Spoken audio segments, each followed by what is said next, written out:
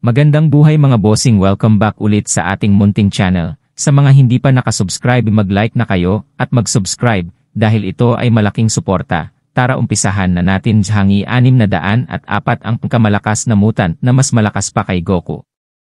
Pagkatapos ng kanyang magalang na pananalita, si Zhangyi ay tahimik na umalis sa podium. Sa espesyal na sandaling ito, si Zhu Zeng ay hindi nag-aksaya ng oras sa pakikipag-usap ng labis. Mabilis na natapos ang pagpupulong, at iniwan niya sina Gao Changkung, Tu Yunli, at Zhangyi para mag-chat sandali. Ito ay walang iba kundi ang hilingin kina Gao Changkung at Tu Yunli na ipahayag ang kanilang suporta para sa trabaho ni Zhangyi. Kalmado ang ugali ni Tu Yunli. Bilang isang profesional na sundalo, mayroon siyang sariling mga ambisyon, at mayroon din siyang pagdududa sa kakayahan ni Zhangyi. Pero hanggat may napagdesisyonan ang top management, hindi niya ito lalabagin. Ngumiti din si Gao Changkung at sinabing susundin niya ang desisyon ng distrito at buong-buo niyang susuportahan ang gawain ni Zhangyi. Tumingin si Zhu Zeng kay Zhangyi, susunod, ang appointment mo bilang kapitan ay aabisuhan sa buong lungsod at mapopromote ka bilang Chaos. Ito ang sinasabi namin sa aming propaganda at kailangan mo ring makipag-ugnayan sa mga miyembro ng koponan at samantalahin ang oras upang magsanay. Ang pinakamahalagang bagay ay maging pamilyar sa mga miyembro ng iyong koponan at hayaan silang kumbinsihin ka. Tumango si Zhangyi. Siyempre, naiintindihan ko ang bagay na ito. Pero gusto kong itanong, mayroon na bang balita tungkol sa lunar eclipse ngayon? Umailing si Zhu Zeng. Pagkatapos nilang mawala, walang gumagalaw. Naghinala pa kami na umalis sila sa mainland mula sa seaport at bumalik sa Neon para mag-recruit ng mga tropa. Sumimangot si Zhangyi. Babalik sa Neon. Zhu Zeng daw, iyon ang base camp nila. Bigla siyang ngumisi, sa ginawa nila dito, tiyak na nakakuha sila ng magandang appeal sa tinubuang lupa ni Neon, at maaari silang magpatawag ng mas maraming Ronin na darating. Nagkataon lang na gusto ko rin magkaroon ng magandang comeback. Ang lahat ay hindi alam. Sinabi ni Zhu Zeng, samantalahin ang panahong ito para maging pamilyar sa iyong koponan. Inilagay niya ang kanyang kamay sa balikat ni Zhangyi at tinapik ito ng 2 beses ng malakas na may mga inaasahan sa kanyang mga mata. Huhubugin ka namin bilang isang bayani at mayroon ka ring pag-asa ng mga tao sa buong rehiyon ng Jiangnan. Kaya dapat kang gumawa ng todo. Huwag mo kaming masyadong i-pressure. Very solid ang preparations namin this time. Ipapadala rin ang tropa ni Tu Yunli at yan yun kung kinakailangan.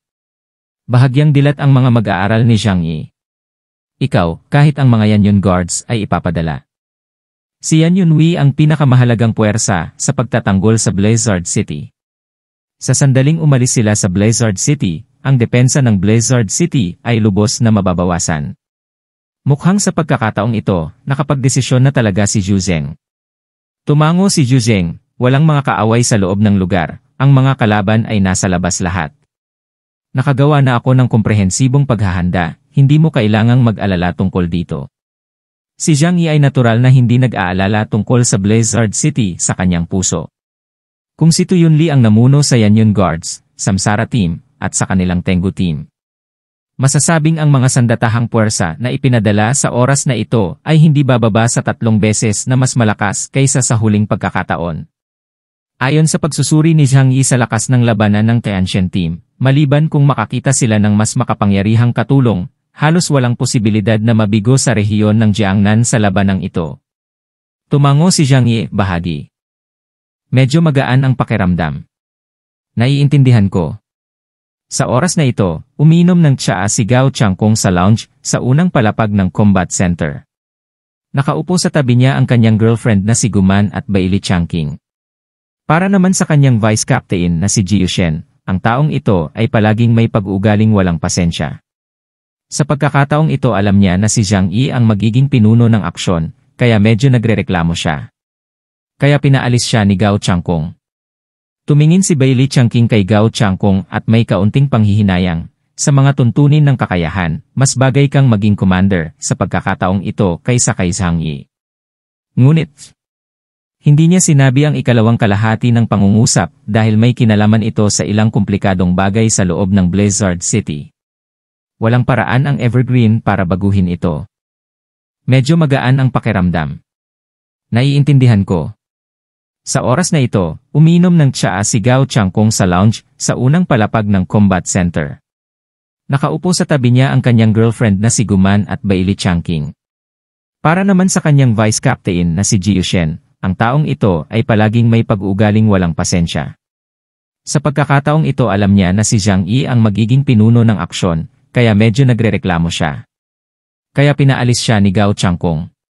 Tumingin si Bailey Changking kay Gao Changkong at may kaunting panghihinayang. Sa mga tuntunin ng kakayahan, mas bagay kang maging commander sa pagkakataong ito kaysa kay Zhang Yi.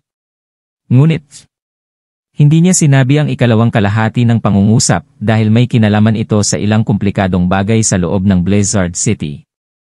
Walang paraan ang Evergreen para baguhin ito. Hindi naman sa minamaliit niya si Zhang Yi. Ngunit bilang isang commander, si Zhang Yi ay talagang mas mababa kay Gao Changkong.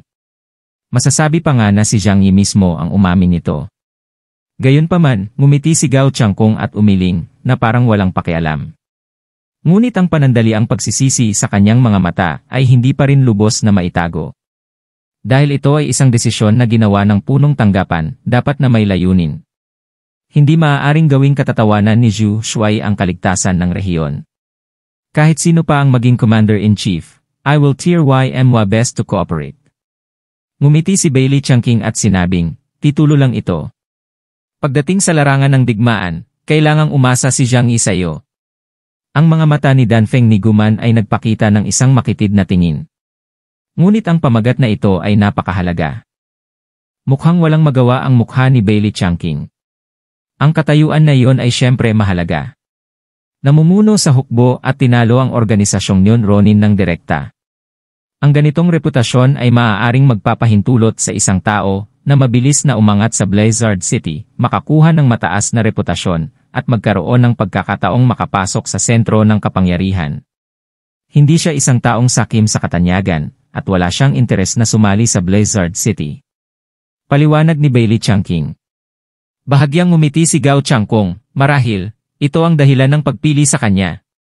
Lumabas si Zhang Yi sa opisina ni Zhu Zeng, binuhat siyang Singsin na umiinom ng kape sa labas, at sabay na bumaba ang dalawa. Pagdating sa unang palapag, mabilis na kumaway si Bailey Changking, na matagal nang naghihintay dito. Hoy, Zhang Yi! Dito!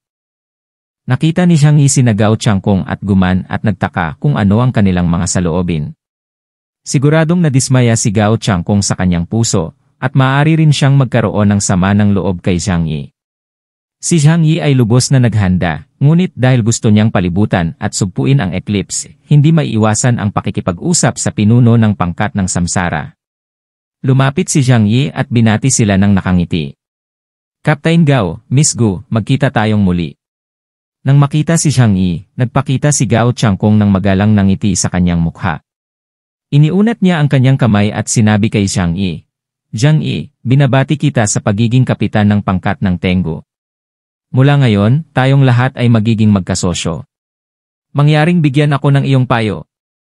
Nakita ni Zhang Yi na medyo maganda ang ugali ni Gao Changkong, kaya natural niyang iniunat ang kanyang kamay upang maiwasang tamaan ang nakangiting lalaki at nakipagkamay sa kanya. Ang aking pagiging kapitan ay pansamantala lamang. Ako ay bababa sa pwesto pagkatapos ng misyon. Ang mga susunod na aksyon ay mangangailangan ng higit na gabay mula kay Kapitan Gao. Sinabi ni Gao Changkong, nasaan ito? Libre ka ba ngayon?